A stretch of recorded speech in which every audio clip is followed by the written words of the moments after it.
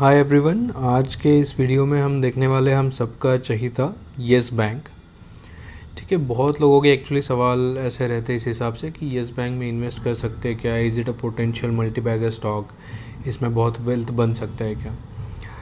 And it's a normal human tendency actually. Recently Nitin Kamath ji जो है ज़ीरोधा के, उन्होंने ट्वीट किया था कि every time the prices of retail favourite stocks fall मतलब जब कोई भी फेवरेट स्टॉक सबका, जैसे येस बैंक हो गया, रिलायंस हो गया और जोमेटो हो गया रिसेंटली, ये कम हो जाता है, मतलब 100 से एकदम 50-20 पे आ जाता है, तो उसमें रिटेल पार्टिसिपेशन बहुत बढ़ जाता है। जस्ट आउट ऑफ क्यूरियोसिटी कि चलो इसमें हम इन्वेस्ट कर लेते हैं और फिर हमारा पैसा बहुत अच्छे तरीके से बढ़ेगा।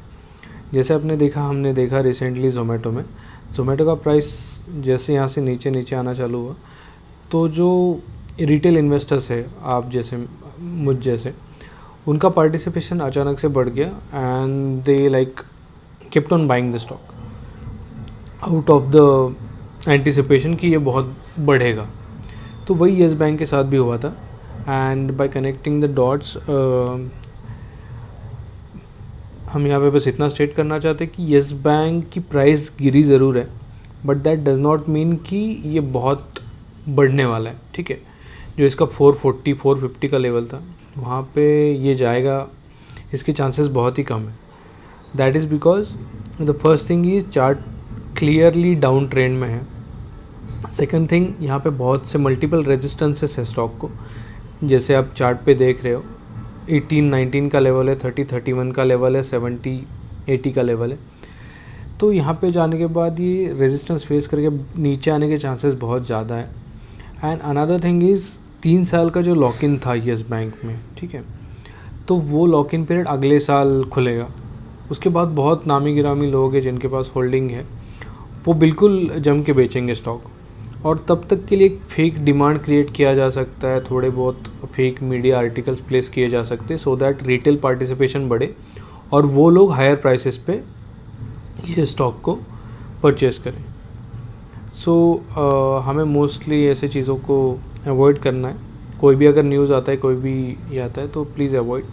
और अगर आप ये छोटे से ट्रेंड के लिए ख़रीदना चाहते हो तो भी आप सोच समझ के प्रॉपर चार्ट देख के ब्रेकआउट अगर दिखेगा आपको तो ही खरीदिए, वरना बहुत सारे बाकी विकल्प है, बहुत सारे ऑप्शंस हैं जहाँ पे हम अपना हार्ड अर्न मनी इन्वेस्ट कर सकते हैं। तो ये तो टेक्निकल हो गया, बहुत लिमिटेड टेक्निकल एनालिसिस था इस पे, ज़्यादा कुछ शेयर करने जैसी चीज़ें नहीं थी।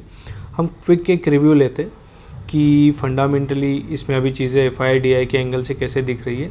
And at the end of the video हम ये भी कवर करने वाले कि कोई स्टॉक मल्टीबैगर बनने के लिए उसके प्री रिक्विजिट्स क्या होते हैं, कौन सी चीज़ें होती है जो किसी स्टॉक को मल्टीबैगर बना सकती है, और वो चीज़ें येस बैंक में है क्या, ये भी हम देखने वाले हैं। ठीक है, so this is a quick review of the FIDI investing.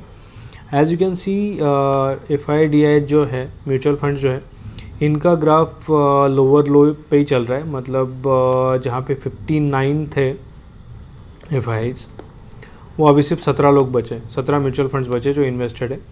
मार्च 2022 में भी यहाँ पे हेवी सेलिंग आपको जैसे दिख रहा है स्क्रीन पे। पहले 111 मिलियन शेयर्स होल्ड किए थे MF म्यूचुअल फंड्स ने, and currently now it's just 16 million. So as you can see clear trend है कि ये लोग भी बेच रहे हैं। And another thing is current portion जो है इन्वेस्टिंग का, वो हमें ये दिखा रहा है येस बैंक का कि रिटेल और अदर्स का स्टॉक होल्डिंग बहुत ज़्यादा है इसमें, more than 50%। Other domestic institutions HNIs वगैरह हम बोल सकते हैं, उनका 38% है। Few foreign institutions FIs it is holding somewhere around 11%, and mutual funds are holding only 0.34%। Okay, और ये भी because of the lock in period है इसमें से बहुत सारा। हम एक प्रॉफिट पे एक नज़र देख लेते हैं, ईयरली प्रॉफिट्स है। 2018 में येस बैंक के ईयरली प्रॉफिट्स है 4233 करोड़, और वहाँ से ये नीचे जब उसका स्कैम खुल गया तो ये हमने लॉस देखा। और फर्स्ट टाइम नाउ इन 2022 इसने प्रॉफिट अपना दिखाया है। ये क्वार्टर में भी प्रॉफिट अच्छा बढ़ा है, but it is a relative growth, it is not an absolute growth. पिछले क्वार्टर से अभी अच्छा कर रहा है, इसका मतलब ये नहीं कि बैंक बहुत अच्छा कर रही है। ठीक है, एंड एक मेरा थ्योरी है जहाँ पे मैं मैक्स प्राइस कैलकुलेट करता हूँ based on Benjamin grams principles. तो मेरे हिसाब से येस बैंक का जो प्राइस है वो मैक्सिमम हम एक शेयर के लिए 7 रुपये दे सकते हैं, and it is already trading at 16 rupees.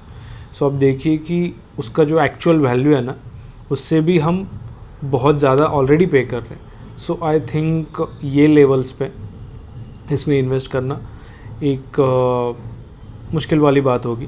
और अगर आप लॉक इन पीरियड में अटके हुए हो तो अगले साल भी अगर स्पाइक आता है तो वहाँ से बेच के निकलना ज़्यादा बेहतर होगा। ठीक है, so that will be the conclusion about Yes bank in short. और जैसे मैंने बोला, कोई स्टॉक अगर मल्टी बैगर बनता है तो उसके लिए एक विलियम ओनील साहब है, उनके 2 बुक्स हैं, उसमें से एक बुक में उन्होंने कैन स्लिम थ्योरी का जिक्र किया हुआ है। सो उनके हिसाब से कोई स्टॉक मल्टी बैगर बनने के लिए या फिर एक अच्छे परफॉर्मेंस देने के लिए कई सारी चीज़ें इंपॉर्टेंट होती है। उसमें से कुछ हम यहाँ पे देखने वाले। इसको कैन स्लिम बोलते हैं। So each character stands for a particular thing. Okay, so as C stands for current earnings increasing quarter over quarter. So yes bank में ये बात है कि yes current increasing है उनके quarter on quarter. annual जो earnings है वो भी year on year पे increase होना चाहिए. So that is also here. But yes bank में ऐसा कुछ है क्या कि कुछ उन्होंने नया प्रोडक्ट लाया है, सर्विस लाया है, या फिर कोई मैनेजमेंट में बहुत अच्छी चेंजेस आए?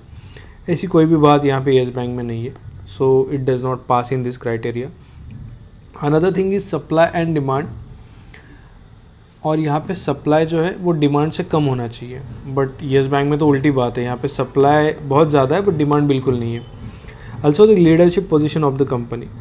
सो ये दिस इज़ अबाउट इंडस्ट्री, कि बैंकिंग इंडस्ट्री में येस बैंक लीडर है क्या? बिल्कुल भी नहीं है। इंस्टीट्यूशनल ओनरशिप और इंटरेस्ट इन द स्टॉक। कोई भी स्टॉक मूव होता है वो मूव होता है मार्केट मूवर्स, FIIs और DIIs के बलबूते पे, उनके ओनरशिप पे, उनके स्टेक पे। यहाँ पे सिर्फ 11% का FII का बाइंग है, तो उसके बेसिस पे स्टॉक का मूव होना ऑलमोस्ट इम्पॉसिबल है until and unless there is some miracle. And the thing is market trend in positive direction. अभी अपना मार्केट जो है ओवरऑल वो पॉजिटिव ट्रेंड में है, but if we look at the stock of Yes Bank it is clearly in a negative trend अभी तक तो।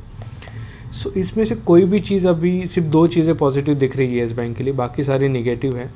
सो even if you want to invest in Yes Bank, हम इसको रिव्यू करना अच्छा होगा कि इसमें से कोई भी चीज़ अगर हमारे फेवर में नहीं है, then why shall we go and invest in such a stock. ठीक है, so this was a quick sort of a review about Yes Bank, कि येस बैंक मल्टी बैगर होने के चांसेस कितने हैं। And according to me only 1 or 2% chances are there कि Yes bank multibagger बनेगा, and 1 or 2% also if there is some miracle, ठीक है, तभी बनेगा। या फिर सिर्फ स्टॉक का प्राइस कम है इसके लिए बहुत सारे लोग इसको अभी ख़रीद रहे।